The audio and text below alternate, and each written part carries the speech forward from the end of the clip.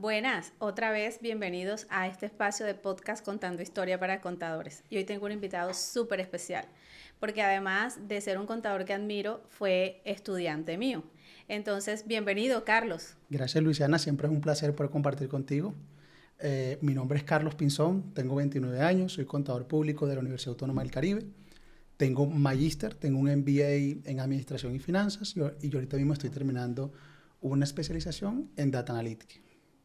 Bien, y bueno, Carlos ya hizo su presentación, mejor dicho, Super Plus.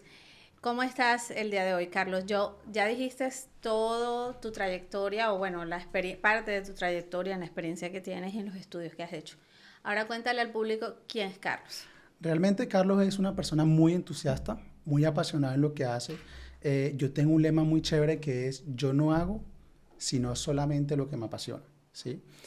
Y eso lo aplico tanto a mis relaciones interpersonales, a mi trabajo, a mi vida profesional y a mi vida académica. Creo que si yo no fuera contador, no sé qué otra carrera hubiese estudiado. O sea, me apasiona lo que hago, lo disfruto y creo que eso hace parte de mi característica personal, además de que soy una persona muy inquieta, una persona que le encanta estudiar, pero con una personalidad un poco multifacética, porque puedo ser serio, muy frío a veces, pero me encanta siempre estar sonriendo.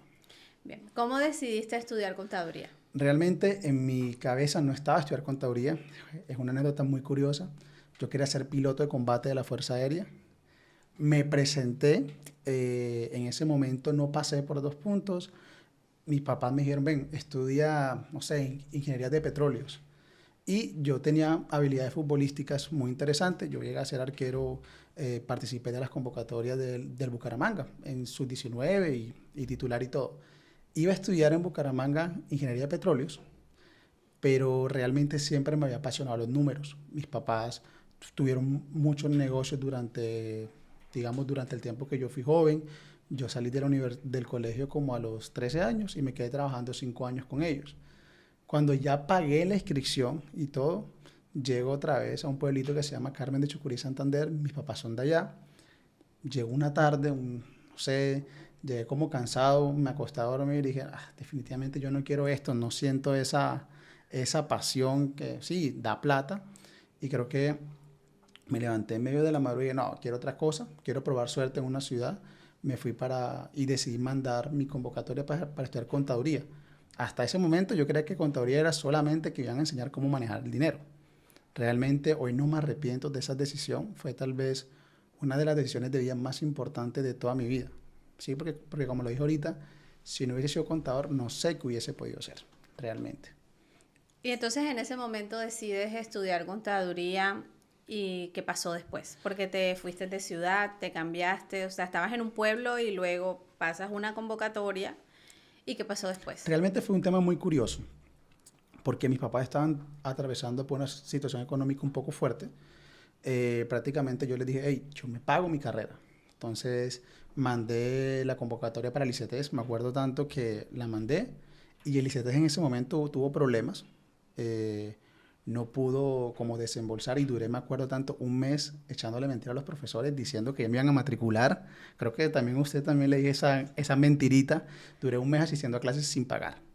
Literal estaba asustado y dije: hey, no sé cómo voy a estudiar. Literal, financié toda mi carrera y fue un tema caótico porque los primeros 3 semestres no tenía con qué pagar la carrera, ¿sí? Prácticamente yo puedo decir hoy que me gradué en parte por muchos de mis compañeros flojos que durante los primeros semestres me mandaban a hacer los trabajos, ¿sí? Fue un tema caótico, pero Bueno, gracias a Dios por los flojos. total. Bien, ¿y qué, qué fue eso que cuando tú llegaste a la universidad estudiaste en la autónoma? Sí.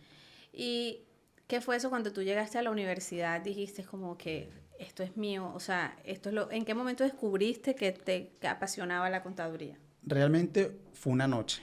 Estaba en clase de constitución, derecho constitucional. Estaban como en primer semestre y me preguntaron por qué quería esta carrera.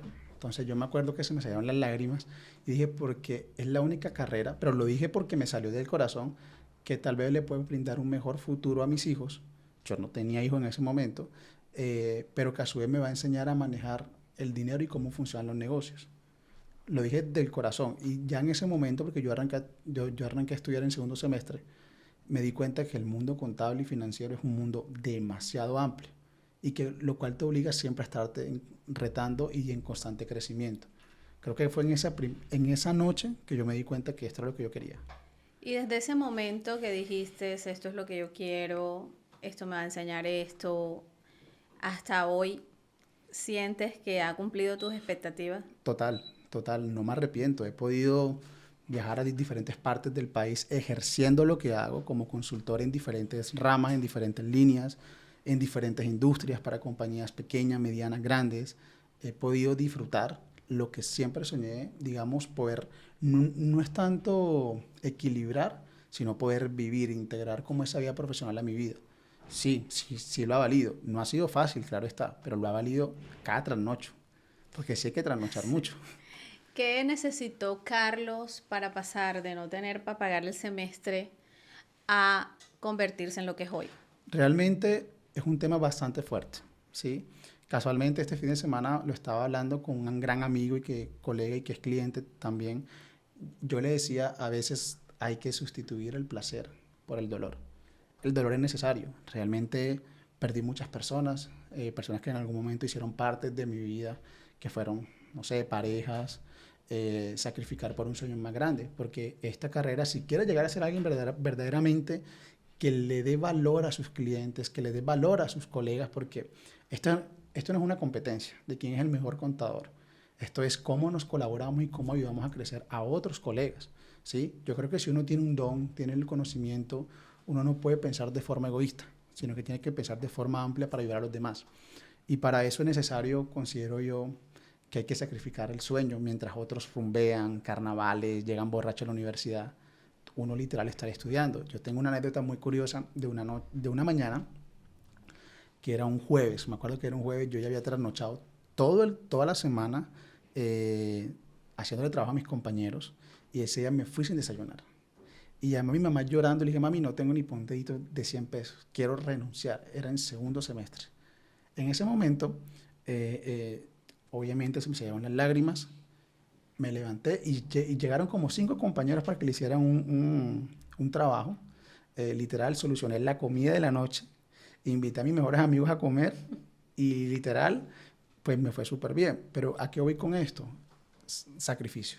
¿Sí? Mientras otros duermen, tú trabajas. Mientras otros disfrutan, tú estudias. ¿Sí? Ha sido una vida de sacrificio, realmente, pero también ha sido una vida de mucho placer, porque al fin y al cabo hay un dicho que dice que cuando tú amas o sea, cuando tú trabajas en lo que amas, no trabajarás el primer día. O sea, no hay un día que trabajes. Entonces creo que es necesario concientizarte que se van a perder personas en el camino, que vas a tener que sacrificar tiempo, placeres, y tal vez vas a perder muchas cosas de las cuales no vas a volver a recuperar porque los años no pasan. Pero es un tema de sustitución. ¿Sientes que ha valido la pena? Claro, no me arrepiento. Ha valido cada trasnocho, cada momento, cada lágrima valió la pena, sin duda alguna. Ok. Bien. Hay una cosa importante que has mencionado y es que mientras otros trasnochan bebiendo, yo trasnocho pero estudiando, porque tengo claro para dónde voy. Y tú siempre fuiste de los que tenías claro lo que querías y para dónde ibas y llegaste con un propósito y lo conseguiste. ¿Qué le dirías tú a esas generaciones que están en ese mismo proceso que tú atravesaste? Realmente son varias cosas. Yo en este día le estaba dando consejo a alguien que es importante para mí, una persona que está ayudando a crecer. Yo le decía, es necesario encontrar tu propósito. Sin un propósito claro, no sabes para dónde vas. Otro, digamos que más allá de sacrificar, yo ahorita decía sacrificar, pero más allá de eso quiero adornarlo un poco. Es necesario sustituir. ¿Sí? ¿Por qué? Porque va a haber un momento de tu vida donde la persona que vas a tener frente al espejo va a tener 30 años, 35 años, 40 años. Y te va a preguntar qué hiciste durante esa época que pudiste haber crecido. Yo les diría, no les den miedo a sustituir o a sacrificar como lo quieran ver. Todo es temporal. Todo es temporal. El dolor pasa, las heridas sanan. al final lo que ve uno en Instagram y que no, spoiler de la vida. Al final sanas, sí es cierto, al final sanas, al final te levantas, al final te reconstruyes. Y algo que a mí me enseñó el tiempo es que va a ser muy curioso, pero hagas o no hagas, sacrifiques o no, al fin y al cabo los años van a pasar. Al fin y al cabo vas a tener los 30, los 32, los 33 y realmente en ti está cómo quieres llegar, ¿sí? Eh, otro que también le diría es, vivan el miedo, vivan el proceso, vivan esas circunstancias, disfruten esos no, disfruten esas puertas cerradas en la cara. A mí me cerraron las puertas muchas veces. Hoy en día realmente creo que si no hubiera sido por esas puertas cerradas, no estuviera aquí en donde estoy. ¿Cómo manejar el no? Para mí el no es un sí, realmente. Es un sí a la evolución, es un sí al crecimiento. Tengo muchas anécdotas de no. Tengo una que fue muy reciente y realmente yo hoy sin ese no no hubiese podido estar aquí en donde estoy. Tal vez no hubiese podido estudiar, tal vez no hubiese podido, o sea, tuviera una vida muy plana, ¿no? ¿Cómo manejar el no? Primera regla, no tomárselo personal, ¿sí? Esa es la primera regla, o sea, no eres tú, soy yo, sí, sí es cierto. Muchos no se dieron por percepciones de egos de otras personas o por un tema de negocio, no tiene nada que ver contigo. Al fin y al cabo, digamos que tú no eres responsable de lo que le pasa en la vida emocional a otras personas, ¿no? Primero, entender que somos seres humanos, entender que querramos o no, toda decisión se toma bajo un tema emocional y que cuando vas creciendo, tú, digamos, no eres responsable de esas decisiones, ¿no? Entender también que por uno no se acaba el mundo sigue, hay millones de personas, millones de empresas. Alguien estará dispuesto a apostar por ti. Yo lo manejaría así y es como mi gran consejo. Carlos, tu vida personal, ¿cómo se vio afectada por los sueños que querías conseguir? Uf, demasiado. Perdí relaciones de años, perdí momentos con mis padres, incluso aposté a mi carrera. Va a ser un poco fuerte. Yo tengo un hijo, ¿sí? Mi hijo tiene 3 años, pero mi hijo no vive conmigo, mi hijo vive en Bogotá con su mamá. Eh, yo he apostado por esta carrera, por el futuro que mi hijo va a tener, por mi hijo. Afectó poder controlar emocionalmente Navidad donde no pude estar con mis padres, eventos familiares a los que no pude asistir, muchas cosas. Digamos que la carga mental y emocional, porque no es solamente contado, o sea, no es solamente por la carrera, ¿sí? Porque digamos que la gente a veces exagera un poco cuando dice, no, si eres contador vas a trasnochar, pero lo ven desde la carga, ¿no? Yo lo veo desde, me encanta lo que hago y me tengo que preparar para ser el mejor, ¿sí?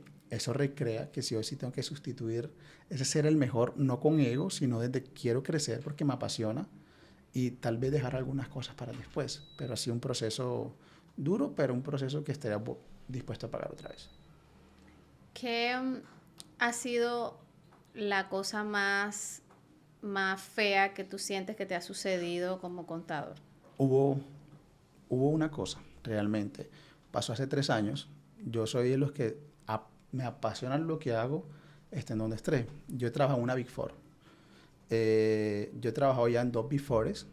Trabajé en una donde duré 4 años. Literal me apasionaba. Arranqué como asistente junior, después pasé como asistente de consultoría. Llegué inclusive, debido a mis habilidades en tecnología, llegué a ser especialista de innovación. Y mi hijo acababa de nacer y, digamos, mi hijo llevaba una semana de nacido. Yo no me tomé mi licencia de paternidad, tenía un compromiso en Barranquilla, iba a ir a una conferencia y yo todo contento, o sea, porque listo, mi hijo nació, pero la vida sigue, o sea, suena un poco inhumano, pero al fin y al cabo son compromisos. Si no tengo trabajo, si no tengo, pues no le puedo brindar el bienestar a mi hijo, ¿no? Me vine para el compromiso, di la conferencia, fue un éxito y regresé. Cuando regresé me dijeron, chao. Me acuerdo esa vez que me dijeron chao y yo como, ok, por dentro me quería morir de la rabia porque al fin y al cabo pues le entregué todo, no sé, fueron 4 años de mi vida, pero es un tema de negocio, es un tema de vida, pues la vida sigue. Digamos que em, estando fuera de relación laboral, viví muchas cosas chéveres, pude compartir un tiempo con mi hijo, digamos que es entender parte de lo que hablaba ahorita, no tomármelo personal, pero obviamente vivir la sensación negativa que fue no te valoramos. ¿Tú sientes que de alguna manera los contadores nos tenemos que casar con contadores para que nos entiendan? Realmente no, no creo, pero, pero es más fácil cuando alguien entiende la carga que llevas encima. Sí, porque a veces eso no se entiende, pero es un tema que ya está a cada quien. Pero creo que también es importante que la persona con la que uno comparte entienda la carga que llevas encima y el proyecto de vida, que es lo más importante. Bueno, tú eres muy tecnológico. Háblanos de cómo se ha venido tecnificando nuestra profesión. Realmente es algo muy curioso. Digamos que yo di un salto de ser especialista de innovación y transformación digital. Yo hacía temas de modelos de negocios, temas de co-creación. Pasé al área de aseguramiento financiero y contable de otra Big Four, que me encanta mi trabajo y cada día me doy cuenta más de que estamos llamados a evolucionar. Hay muchas tecnologías, no solamente la inteligencia artificial, se hace parte, pero cuando yo doy charlas sobre estos temas, porque también doy charlas sobre data analytics y cómo esto involucra a las empresas y eso, llego a una conclusión. Realmente existe el riesgo de que los contadores desaparezcan, sí existe el riesgo, pero creo que eso no tiene que estar enfocado a eso, porque un riesgo es algo que puede llegar a pasar, ¿sí? Más no es que vaya a pasar. Lo que implica es que tenemos que evolucionar, o sea, más allá, sí existe el riesgo, pero ¿cuál es nuestro control? Como dice uno en control interno y auditoría, nuestra preparación, ¿sí? Y esa preparación, más allá de ser desarrollador, porque zapatero a su zapato, para eso hay desarrolladores, para eso hay técnicos en tecnología, es saber cómo aprovechamos los recursos tecnológicos para poder generar valor a las empresas. Hoy muchos contadores no lo están haciendo. Es más, muchos contadores se quedaron inclusive, yo a veces llego a empresas y no, pues el Excel es simplemente para sumar y restar, ¿sí? Y creo que el llamado va más ligado a, ven, cómo nosotros desde nuestra área, que principalmente somos como esa persona, esos profesionales que están ahí constantemente con los números, cómo podemos aprovechar la inteligencia artificial para generar reportes automáticos y dedicarnos un poco más a analizar las transacciones y los hechos económicos, cómo podemos hacer integraciones de base de datos, cómo podemos crear reportes que hagan nuestro trabajo de control y monitorear, que antes nos demoraba 8 horas, hacerlos en cuestiones de segundos. Es un llamado a saber para qué sirve la tecnología y sacarle el mejor provecho. Pero que existe un riesgo, claro que lo hay. Si no evolucionamos, eso es un riesgo que es natural. Quien no evoluciona se queda. Es simple. Sí, hay que aprender a utilizar las herramientas porque, bueno, las herramientas nos ayudan también a facilitar las cosas y también darle como ese plus que no te da la máquina y es que, bueno, la máquina te contesta una pregunta, ¿verdad? Pero tú eres el que le da sentido a eso. Correcto. Digamos que ahí juega un papel muy importante la parte lógica, ¿no? Desde la academia, intentar ayudar a los estudiantes a que utilicen un poco más la lógica que la teoría.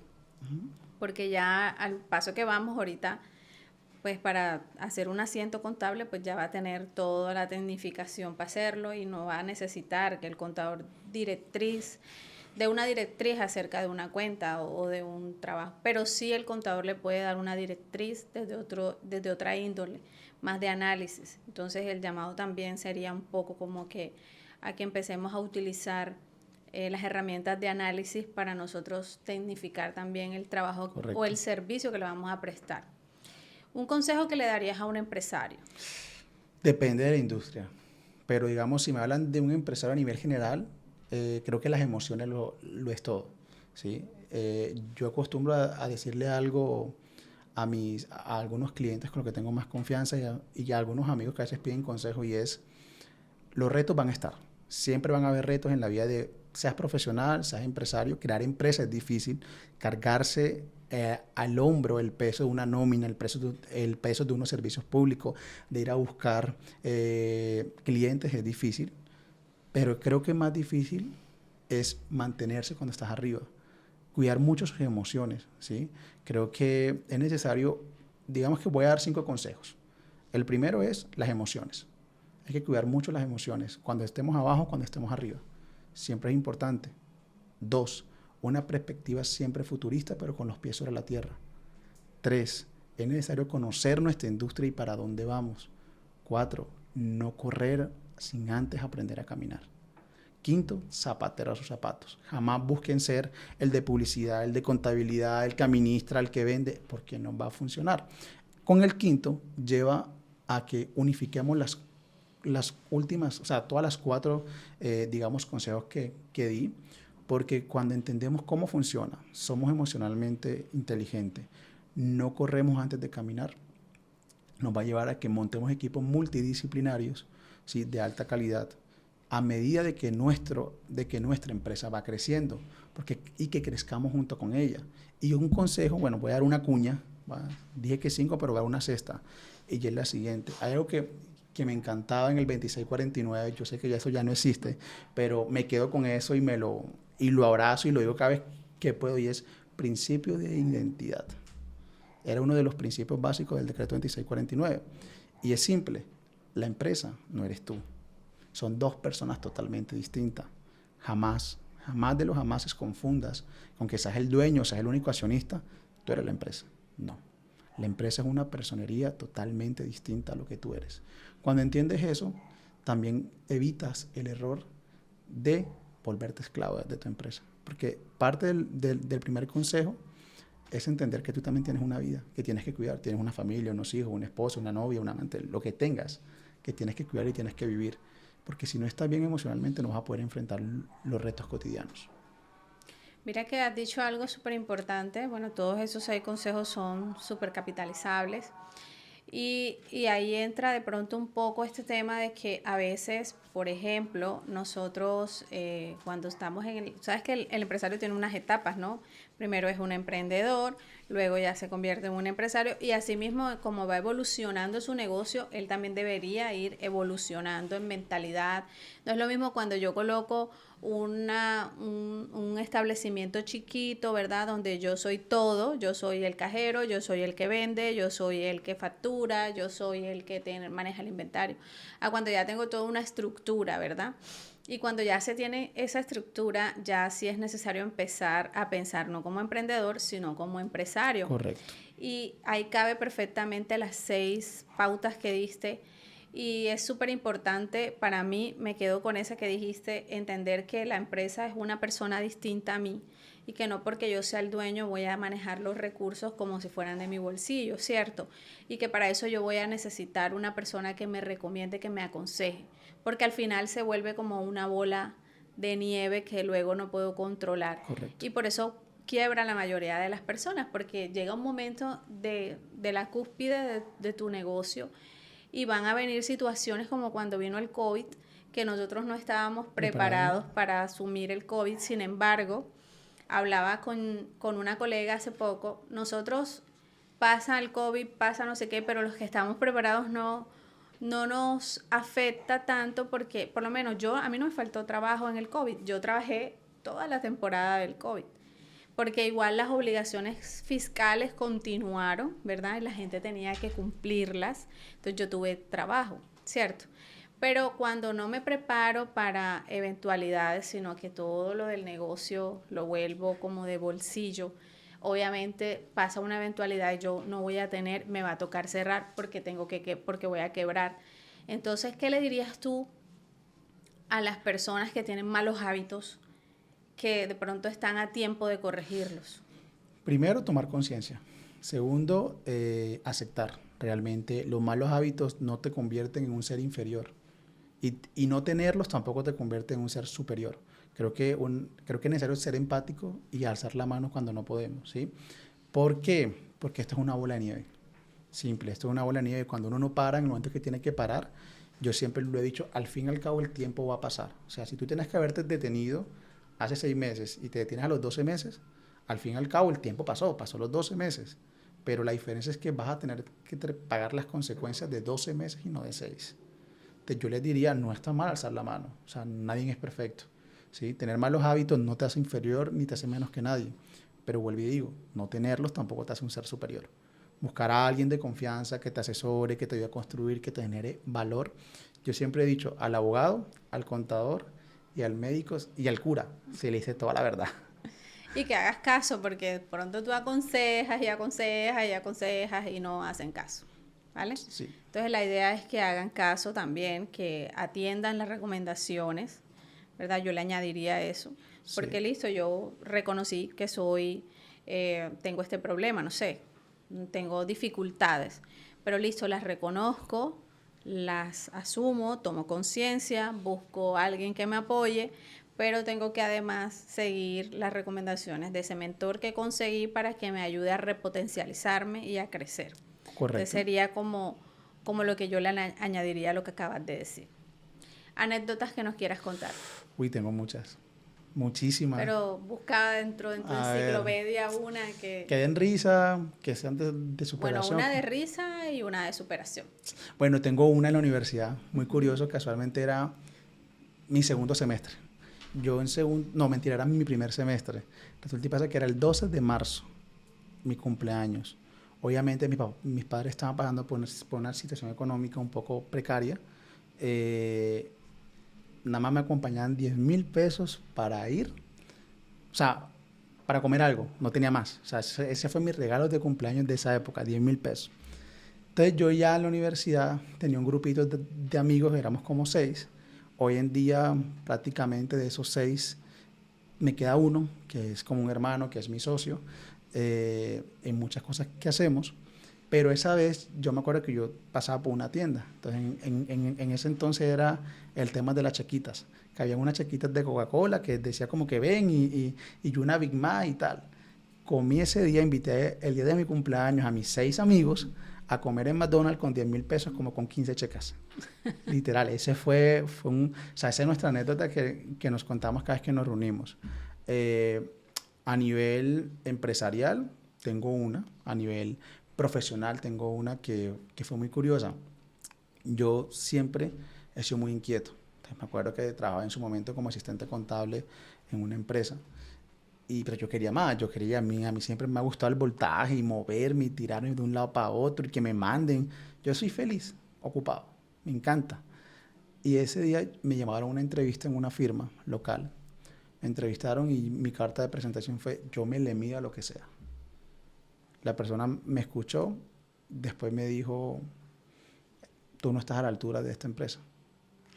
Fue una etapa súper curiosa, fue un no doloroso. Duré triste una semana, no lo voy a negar, pero si no ha sido por ese no, hoy no estuviera acá. No hubiese tenido la oportunidad de asesorar a las empresas más grandes del país, no hubiese participado en proyectos de muchas empresas, no hubiese ayudado a mucha gente con mi conocimiento. Creo que esto es un claro ejemplo de lo que hablaba al principio, de esos no que se convierten en un sí de oportunidad, un sí de evolución, pero fue una nota muy curiosa. Metas de Carlos. Meta de Carlos, tengo muchas, pero todas se integran. Realmente yo creo que no puedo hablar solamente como una meta de la vida profesional. Para mí todo tiene que estar equilibrado, tiene que estar conectado, convertirme en algún momento tener un hogar, o sea, ser un buen esposo, una buena familia, unos buenos hijos, pero no quiero ser el típico esposo que llega a su casa, se va a las 8. No, yo quiero voltaje, quiero tener empresas, quiero tener negocios, me encanta el mundo de las inversiones, el mercado bursátil, creo que todo eso me encanta. Una de las metas es: no pienso en un doctorado, pienso hacer otra maestría. Yo tengo una maestría en administración y finanzas, quiero centrarme netamente en finanzas corporativas, hacer una tercera maestría en tecnología. Actualmente estoy terminando una especialización en Data Analytics, quiero hacer una maestría en tecnología, quiero recorrer más o menos unos 10 países, ¿sí? Quiero internacionalizarme, probar suerte en el extranjero con mi carrera profesional, poder casarme, poder tener un hogar. Creo que eso hace parte de la vida del hombre y de los ciclos. Creo que ahí se resume todo, prácticamente, de lo que quiero en los próximos años. Ay, no, yo solamente quiero viajar, ser feliz, no mentira. También tengo muchas metas, ¿no? Dentro de las metas que tengo, una es estudiar Derecho. Quiero estudiar Derecho para complementar la parte fiscal. Doctorado, tengo que hacerlo por la academia, pero quisiera darle más prioridad a los estudios de Derecho, sí. Eso es como lo que viene. Igual no es fácil, porque tú sabes que es una carrera de mucho compromiso. Total. Pero bueno, ahí vamos en el camino. Todavía no te puedes meter en problemas cuando ya yo tenga la tarjeta profesional. Sí, porque siempre se va a necesitar un abogado. Sí. Siempre. Ya lo aprendí a las malas. Se van a necesitar siempre. Siempre necesitas un abogado. Bien. ¿Qué otra cosa nos quisieras contar el día de hoy? Depende de qué quieran saber, profe. ¿Qué le llama la atención? No, cuéntanos lo que tú quieras. A ver, yo creo que es importante. Ah, bueno, quiero hablar un poquito, quiero aprovechar este espacio para darle también un consejo a aquellas personas que están creciendo en liderazgo, ¿sí? A lo largo de mi carrera me di cuenta de que los colombianos, ¿sí? Comemos mucho de la etiqueta en una hoja de vida.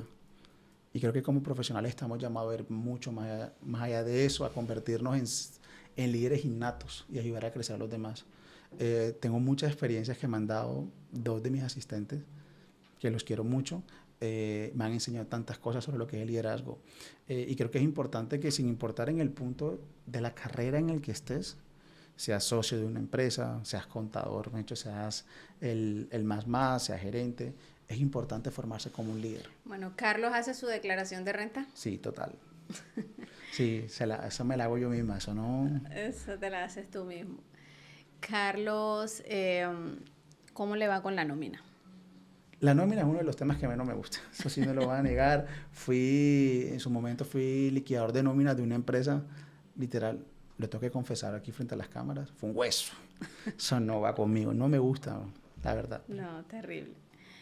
¿Cómo le va a Carlos con los impuestos? Me va bien, sin duda alguna, es una gama muy amplia de muchas cosas, pero yo creo que un contador debe ser integral, impuestos, contabilidad y finanzas.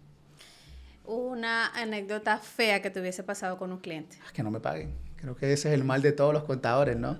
Tuve un cliente muy curioso cuando estaba desempleado. No eran de aquí de Barranquilla, yo tenía que viajar a Zona Larga a visitarlos todos los sábados. Era una familia. Entonces nunca habían tenido como alguien que le ayudara. Siempre el contador o el asesor firmón y ya. Y yo me puse en la tarea de ayudarlos. Me puse en la tarea. Me iba para allá con ellos, me sentaba con ellos, me decía, bien, vamos a hacer esto, vamos a hacer aquello. Al final, realmente no me gustó cómo terminaban las cosas porque no me pagaron. Hicieron lo que hicieron y siguieron con el desorden. Creo que una de las anécdotas, y ahí aprendí un consejo también que lo di a todos los contadores, y es, al principio nosotros arrancamos camellando por necesidad. Obviamente, todo el mundo necesita plata. Pero creo que hay un momento donde hay que dar ese salto y trabajar por enfoque y por propósito. Porque nosotros tenemos una responsabilidad muy grande con los hechos económicos. Así es. Entonces creo que es una enseñanza que me dejó eso. A veces la plata no lo es todo, sí, todo el mundo necesita, pero hay algo más importante en la paz. ¿Sí? Y esa situación me quitó la paz por mucho porque hay clientes que son descarados, descaradísimos. Sí, clientes que no te pagan y te exigen y te exigen y no te pagan y salen a hablar mal de ti, pero yo creo que son temas que pasan. O sea, vuelvo y digo como lo que decía en un tiempo, no tomárselo personal, es parte de la vida. ¿A quién le tienes más miedo? ¿A la DIAN o a la UGPP? Oh, ay, ¿cómo digo? La DIAN es ese amor viejo de tu vida que si lo ves te va a dañar, literal. Como le es el patazo, te daña. Pero más allá de miedo es respeto. Yo creo que no hay que tenerle miedo cuando uno hace las cosas bien. ¿Y la UGPP? Ese sí le tengo miedo. O sea, que le tiene más miedo a la sí, UGPP. Porque ahí todavía hay muchos temas que para mí son, o sea, para mí, yo sé que para muchos son muy confusos todavía de integrar, todavía creo que hace falta un poco más de sensibilización en el país, porque cada vez que yo hablo con alguien, con algún cliente, empresario, me dice, la DIAN, pero ven, yo a la DIAN le tengo respeto, no tanto miedo, pero nadie me habla a mí de la UGPP. Y yo he escuchado historias fuertes de los UGPP, historias de terror, sí, peor que la de la DIAN, terribles, peor. Sí, entonces yo creo que a los UGPP. La UGPP. Y a los entes de control, ¿a cuál le tienes más respeto? Superfinanciera. ¿Por qué? Porque estás en el mercado bursátil. Estás jugando con plata de inversionistas. Sí, muchas empresas son vigiladas por la Super y eso es decisión por parte de la Super. Muchas de las compañías que están en Super ni siquiera tienen control interno. Sí, están vigiladas por el monto de sus activos, sus ingresos. ¿Listo? ¿Qué opinas de los criptoactivos? Me gustan. Es un mercado serio, de alto riesgo. Sí, eso es jugar con la muerte literal. Es un mercado que todavía está en regulación. Creo que en Colombia es un mercado que no ha sido explorado. Se presta para muchas cosas que no debería. Pero creo que es el futuro, ¿sí? Obviamente todavía hay muchas cosas por aterrizar. No creo que desaparezcan a mediano o largo plazo, pero es algo para tomar con guantes de seda. Y sobre todo si sufren del corazón, no se metan ahí porque se les puede dar un paro cardíaco. Eso es una montaña rusa. Entonces creo que no es para todo el mundo. ¿Qué opinas de la parte de auditoría, control interno? ¿Te gusta? La auditoría de revisoría fiscal, no me gusta, realmente. Control interno, procesos, auditoría financiera, me encanta. Pero lo que es revisoría fiscal no me gusta, no va conmigo, o sea, no me llama la atención realmente. Pero lo que es consultoría, control interno, eso tiene un rol un poco más consultivo, auditoría financiera, me parece muy chévere. Auditoría forense, espectacular, ¿sí? He tenido la oportunidad de trabajar en diferentes proyectos a lo largo de mi carrera en cada una de estas áreas, eh, y me encantas todas menos revisoría fiscal. ¿Cómo interactuarías NIF con impuestos? Realmente es un tema complejo. ¿Por qué complejo? Porque en Colombia tenemos la mala costumbre de que nuestra contabilidad se va enfocada siempre a lo fiscal y nos olvidamos de los contables. O sea, hoy por hoy uno va a las grandes compañías, a muchas compañías que no tienen balance fiscal y realmente, si bien es cierto, o sea, no es que sean diferentes, se complementan por los criterios de reconocimiento de cada una, pero la misma norma, bajo normas internacionales, te establece cuáles son esos impactos fiscales que debes de tener en cuenta dentro de tus estados financieros con el fin de que, digamos, darle al stakeholder o sea, un pleno conocimiento de lo que tu compañía tiene a nivel contable, a nivel financiero y a nivel fiscal, que son como las tres caras de la moneda. ¿Tienes algunos clientes gratis? No, ¿Ni ni la mi, familia? mi mamá que jode, pero ajá, me toca, porque ella me sale, yo te pagué con la vida, entonces me toca Hacerle la hacerle la declaración. declaración de renta. Y lo peor es que me toca a mí mismo ir a buscar los papeles. Igualmente a mi papá, son los únicos Son tus clientes clientes de gratis, gratis, son los únicos. exacto. Y Y te ya. exigen bastante. Ay, Dios, son los más cansones. Em, Algo que harías o estarías dispuesto a hacer por un proyecto de un cliente. Depende. Siempre no afecte la moralidad y mi integridad. Puedo trasnochar, puedo sentarme con él mismo ahí, tomar un café y trasnochar si quiere con una botella de vino, de whisky, siempre y cuando no afecte mi integridad y mi moralidad. ¿A qué hora bailas? En cualquier momento es preciso para uno pegarse una bailada. Me encanta bailar. Ah, bueno, entonces si hay tiempo para todo, No, ¿no? total. A mí alguien me decía, es que tu vida es tan aburrida y yo sonreía porque, o sea, en muchos viajes he viajado, he disfrutado de grandes restaurantes, las discotecas, por ejemplo. Tengo una anécdota en Cali. A mí me mandaron a vivir a Cali 6 meses, o sea, en 2 temporadas, 3 y 3, para 2 compañías. Entonces, tenía pareja en ese momento y ella me decía, tu vida es demasiado aburrida, te la pasas trabajando. Y yo, los miércoles, jueves y viernes me la pasaba en Cali, en la Topa Tolondra, bailando salsa. Después de la oficina, mi morralito con mis compañeros de la ofi a bailar salsa. Cuando estés ya viejito, ¿piensas parar? No, no, uno nunca para. O sea, si no sigo la contaduría, sigo por lo menos en mis negocios, pero nunca para. O sea, no consigo una vida sin hacer lo que hago hoy en día. No la consigo. O sea, yo casualmente le decía en estos días a mis chicos, yo les decía, si a mí me ofrecieran mañana el triple de lo que yo me gano hoy, donde estoy, creo que no me iría. Si fuera para una empresa que va a ser netamente en un cuadrillo, o sea, sentadito ahí, no lo haría. Prefiero quedarme en donde estoy, que me da todas las garantías para seguir creciendo, para seguir evolucionando y ser un buen líder. ¿Algo que me quisieras preguntar? ¿Cómo ve usted la perspectiva fiscal de Colombia? Dios mío, eso es una pregunta fuerte, fuerte, Total. fuerte. Pero la perspectiva fiscal básicamente está un poquito orientada a evitar la evasión, ¿sí? Nosotros, de acuerdo a la mentalidad que tenemos, que hemos desarrollado durante mucho tiempo, por la corrupción que existe en el país, siempre estamos como llamando al contador y diciéndole cómo hago para pagar menos, o cómo hago para que me baje, o cómo hago para que no.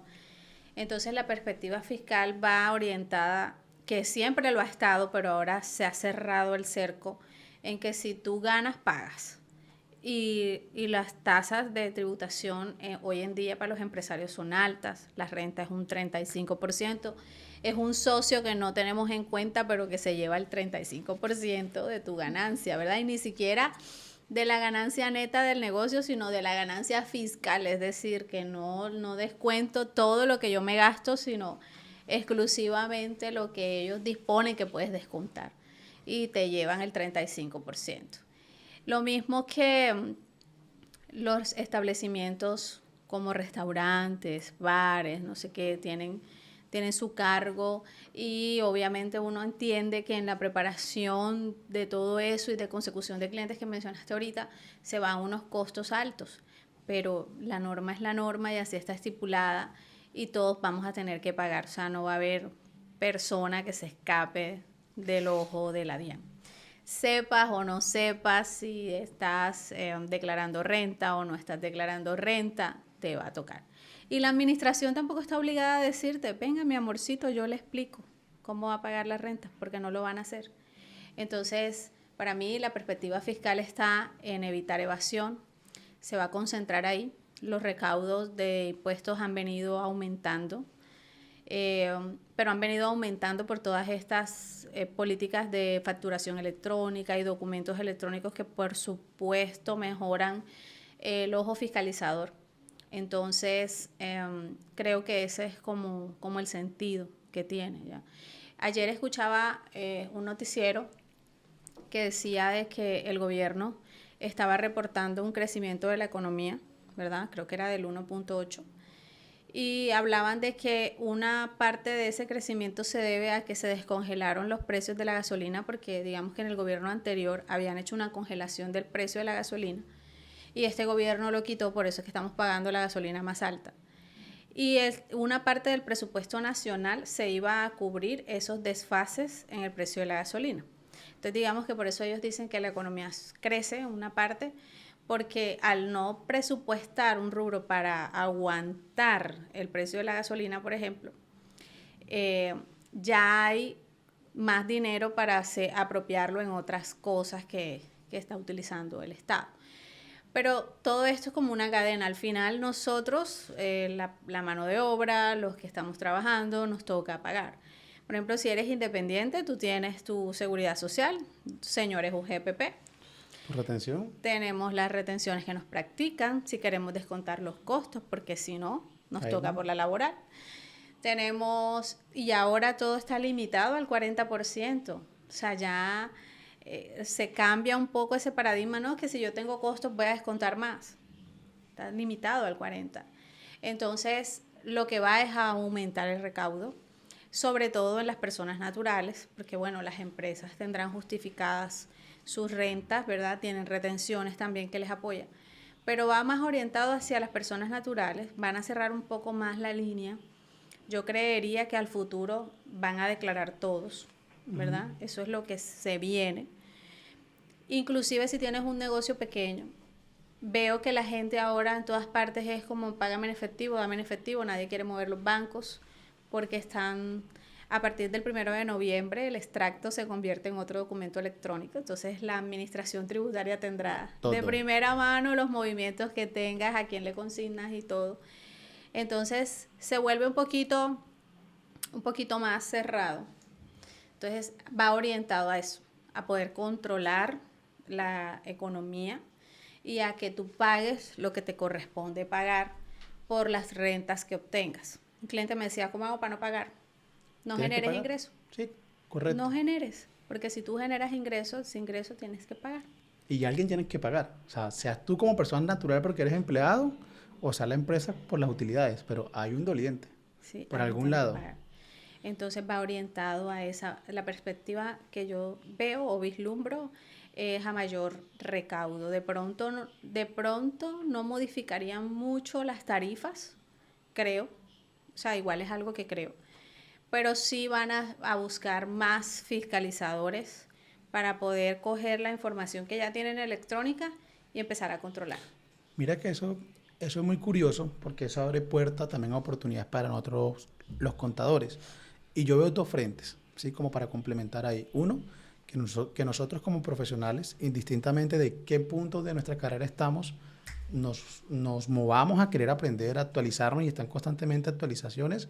Y un llamado a los contribuyentes, a los clientes, que es hora de empezar a darle el valor a los contadores porque de una otra manera nos miran como más necesario en muchas ocasiones o simplemente el que viene a firmar. Creo que esto se convierte en algo de cara y cara para los profesionales de nuestra rama, que nos formemos, que nos sigamos formando, y para los clientes es hora de empezar a darle el valor a nuestros contadores. Bueno, entonces, ya por último, regálanos 5 recomendaciones para el estudiante que se va a graduar ahorita en octubre. Bueno, va muy ligada con lo que ya dije. Dos, bueno, uno, la rumba vendrán. Dedícate mejor a estudiar, ¿sí? Dos, no seas cuadriculado. Tres, una que es muy dolorosa y que se lo decía hace poco a alguien, que es lo siguiente: lo que ves en la universidad no es ni pizca de lo que vas a ver en la vida real. Cuatro, vas a tener que seguir estudiando. Ah, no, que ya salí, ya, güey, madre, soy el contador. Digo, mira, es la hora. Por ejemplo, yo, 9 años de experiencia, he manejado compañías con pymes, con plenas. No me sé las plenas. Hay normas que me dan duro todavía. Por ejemplo, una IFRS 9 de instrumento financiero. Soy muy bueno en muchos temas, pero hay cosas que todavía, Dios mío, trágame tierra cuando me toca verlos. Quinto, disfrútate el camino. Bueno, voy a dar uno sexto. Y es, si puedes arrancar a trabajar, a hacer cosas desde el momento en que arranques a estudiar, hazlo. Hazlo, que así le vas a llevar ventajas a tus otros colegas. Y séptimo, sé empático. Sé empático con los que no saben. Es necesario tender la mano para ayudar a crecer. Sí, pero es que hay personas difíciles, hay yo gente que sé, yo lo desespera. sé, que desespera, pero... Dios mío, que tú estás explicándole y desespera. Y yo soy docente y tengo paciencia y todo, pero hay personas que de verdad, o sea, hay unas que te cogen rápido y hay otras que no. Entonces sería como que abre la entendedera para que recibas rápido Sí, lo que tienes que recibir. Obviamente, la curva de aprendizaje tiene un proceso. pero ese proceso va también es si encuentras lo que te gusta, porque a mí me ha pasado y yo casualmente yo también doy clases a veces, y una vez cogí a un estudiante que le di clases de auditoría, lo senté conmigo todo un día, literal, para explicar unas cosas: Benito, que me ayudes con esto, es unas cosas tan simples. No hizo nada. Cuando voy a ver, subiendo videos en TikTok. Entonces yo creo que a veces también es un tema súper curioso, porque no le estamos dando importancia al aprendizaje. Chicos, realmente aprovechen todo lo que sus profesores le dan. No lo tomen en vano. Si ellos están ahí es porque han trasnochado, han sufrido, han sacrificado. Le están dando partes de ese conocimiento a ustedes para que ustedes puedan, para hacerles el camino más fácil. ¿Sí? Así es. Bueno, muchas gracias por habernos acompañado, Carlos, por aceptar esta invitación. A todos, muchas gracias por estar en este nuevo capítulo del podcast. Espero que estas cosas que se conversan aquí sean de gran utilidad, sobre todo para las personas que están apenas iniciando este proceso. Y bueno, para el que ya lo inició y de pronto se quiere untar un poquito de la experiencia de otro, también es fabuloso. Muchas gracias por estar aquí. Muchas Gracias a gracias, ti, Carlos. Lucy. Un placer, como siempre.